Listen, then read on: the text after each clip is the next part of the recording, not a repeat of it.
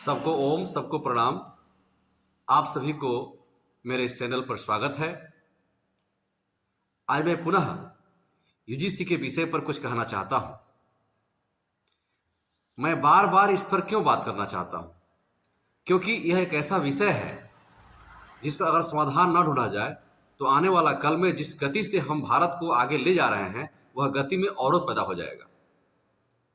मैं भारत के समस्त शरणार्थियों से प्रार्थना करना चाहता हूं कि आप सब कुछ भुला जाएं कि कौन एससी है, कौन एसटी है, कौन ओबीसी है, कौन जनरल है, और सब भूल करके जिस प्रकार हम लोगों ने अपनी सनातनी संस्कृति और विचारधारा को सब लोग मिलकर आगे बढ़ाए थे, ठीक उसी प्रकार मिलकर आगे बढ़ाने का प्रयास करें।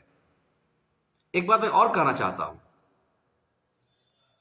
हम इस प्रकार मिलकर के रहें कि यदि आपके साथ कोई समस्या हो तो आपकी लड़ाई दूसरा कोई लड़े, अगर मेरे साथ कोई समस्या हो तो मेरी लड़ाई कोई और लड़े। अर्थात एससी एसटी ओबीसी की समस्या हो तो जनरल लड़े, जनरल की लड़ाई हो तो ओबीसी एसटी लड़े। तब जाकर के हमारे समाज में एक ऐसी एकता आएगी जो आने वाला कल में, आने वाला 1000 वर्षों के लिए एक रोड मैप तैयार करेगी। मित्रों, हम लोग पीछे की ओर क्यों जाएं? क्यों ना हम अपने विचारधारा को आगे को ले जा करके और भारत को उच्च शिखर पर पहुंचा करके और विश्व के कल्याण के लिए हम लोग कार्य करें। इसके लिए अति आवश्यक है कि जो सामान्य वर्ग के लोग हैं वो भी ऐसे भाषा का प्रयोग न करें जिससे कि मेरे दूसरे भाइयों को कष्ट हो, और जो आरक्षित वर्ग के लोग हैं वो भी ऐसे बात को न बोलें जिससे कि सवर्ण वर्ग के लोगों को दुख पहुंचे, परेशानी हो। यह सरकार की बहुत बड़ी नाकामी है कि ऐसी परिस्थिति में, ऐसे परिवेश में जहां पर हम बहुत तेजी से आगे बढ़ रहे हैं, वहां पर ऐसे विचारधारा को ला खड़ा कर दिया गया जिससे कि हम खंडित हो रहे हैं, हम परेशान हो रहे हैं। मैं बहुत बड़ी बात कहना चाहता हूं कि हमारे जो मुस्लिम वर्ग के भाई लोग हैं वो अपने आप को मुसलमान कहते हैं। वो कभी नहीं कहते कि हम सिख हैं, पठान हैं, जुल्हा हैं, आदि आदि हैं। लेकिन हम लोग क्या कहते हैं? हम लोग कहते हैं कि मैं ब्राह्मण हूं, मैं क्षत्रिय हूं, मैं वैश्य हूं, मैं शूद्र हूं। इस विचारधारा को अब पनपने का कोई स्थान हमारे पास नहीं है। हमें इस विचारधारा पर प्रतिबंध लगाना ही होगा, हमें ऐसे विचारधारा पर विराम लगाना ही होगा, और इसके लिए हम बहुत आगे जा चुके हैं। इसीलिए सरकार से प्रार्थना करना चाहता हूं और साथ साथ समाज के सभी नौजवानों से प्रार्थना करना चाहता हूं जिनका भविष्य आगे जाकर के भारत का भविष्य तय करेगा, इनका भी भविष्य तय करेगा और भारत का भविष्य भी तय करेगा, कि आप सब संभल कर बोलें। क्योंकि आपके मुख से निकले हुए प्रत्येक शब्द देश के लिए कल्याणकारी हो सकता है और विनाशकारी हो सकता है। इसीलिए मैं बार बार प्रार्थना करना चाहता हूं सभी वर्ग के लोगों से कि हम सब संयम बरतें, सोशल मीडिया का सदुपयोग करें, इसका दुरुपयोग न करें। इसीलिए मैं एक संगीत के साथ आप सबको एक संदेश देना चाहता हूं। आशा करता हूं कि आप सबको अच्छा लगेगा। विश्व मंगल साधना के हम हैं मौन पुजारी, विश्व मंगल साधना के हम हैं मौन पुजारी, आराधक हैं विश्व शांति के, आराधक हैं विश्व शांति के, कीर्ति अक्षय हमारी, कीर्ति अक्षय हमारी, विश्व मंगल साधना के हम हैं मौन पुजारी, विविध पंथ मत दर्शन शैली।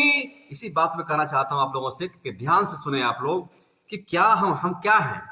विविध पंथ मत दर्शन शैली, भाषा रीत विधान प्रणाली, एक सच्चिदानंद रूप की भव्य सृष्टि यह सारी, भव्य सृष्टि यह सारी, विश्व मंगल साधना के हम हैं मौन पुजारी, हम हैं मौन पुजारी।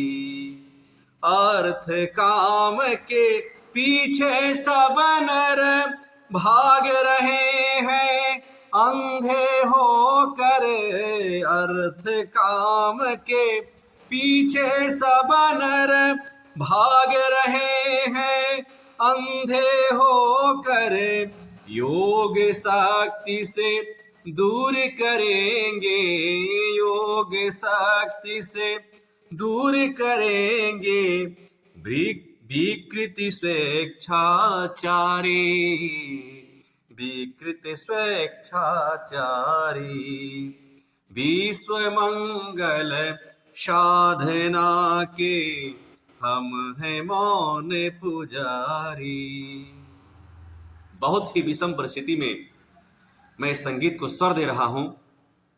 आप सबसे मेरा प्रार्थना है, बार बार प्रार्थना है, मैं पुनः कहना चाहता हूं कि हम सब भारतीय हैं, हम सब सनातनी हैं, हम न एससी हैं, हम न एसटी हैं, हम न ओबीसी हैं, हम न सवर्ण जाति के हैं। हम केवल और केवल राष्ट्रवादी हैं और इस मिशन को, इस विचारधारा को, नेक भारत श्रेष्ठ भारत को लेकर के आगे बढ़ें। और पुनः मैं ये बात कहना चाहता हूं कि मेरी लड़ाई आप लड़ें, आपकी लड़ाई मैं लड़ूंगा, लेकिन शालीनता से, सौहार्द से, बिना किसी के हृदय को आघात पहुंचाते हुए, अपनी अभिव्यक्ति की आजादी को परखते हुए, पहचानते हुए हमें सरकार तक अपनी बातों को रखनी है। सरकार से प्रार्थना है कि आप इतने असहिष्णु मत बन जाइए, इतना असंवेदनशील मत बन जाइए, जिससे कि आपकी एक गलती से समाज में ऐसी विकृति पैदा हो जाए जिससे कि आपने जो पुरुषार्थ किया है इतने दिनों से, आप 200 से लेकर के आप 300 के पास पहुंच गए हैं, आप और आगे बढ़ें।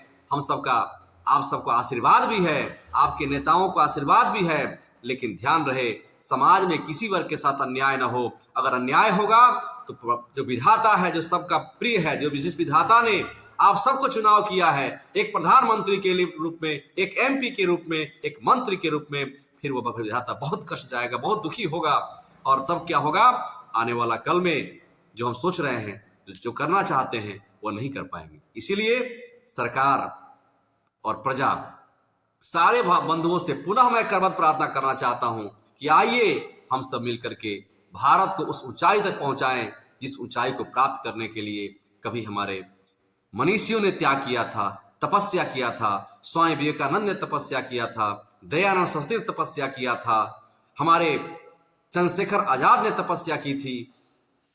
इस प्रकार अनेकों हमारे जो राष्ट्र भक्त रहे हैं, जिन लोगों ने अपनी शरीर का अंत कर दिया, अपने विचारों का नाश कर दिया इस देश को आगे बढ़ाने के लिए। तो मैं अंत में, चूंकि वीडियो बड़ी हो रही है, विशेष कुछ ना कहते हुए इस प्रार्थना के साथ कि अब विराम लगना चाहिए, अब हम सबकी आवाज एकता के साथ उठनी चाहिए। हम एक हैं, नेक हैं, श्रेष्ठ हैं और इस भारत को पुनः विश्व गुरु बनाने के लिए हमारी एकता बहुत जरूरी है। इन्हीं शब्दों के साथ सर्वे भवन्तु सुखिनः, सर्वे सन्तु निरामया, सर्वे भद्राणि पश्यन्तु, मां कश्चित् दुर्भाग् भवेत्। ओम सबका कल्याण हो, सब कोई सुखी रहे, सब साथ मिलकर रहे और सब मिलकर के स्वयं का कल्याण करते हुए राज्य का कल्याण करे, राष्ट्र का कल्याण करे और अंततः विश्व का कल्याण करे। धन्यवाद, नमस्कार, ओम। भारत माता की जय, वंदे मातरम, सनातनी एकता जिंदाबाद।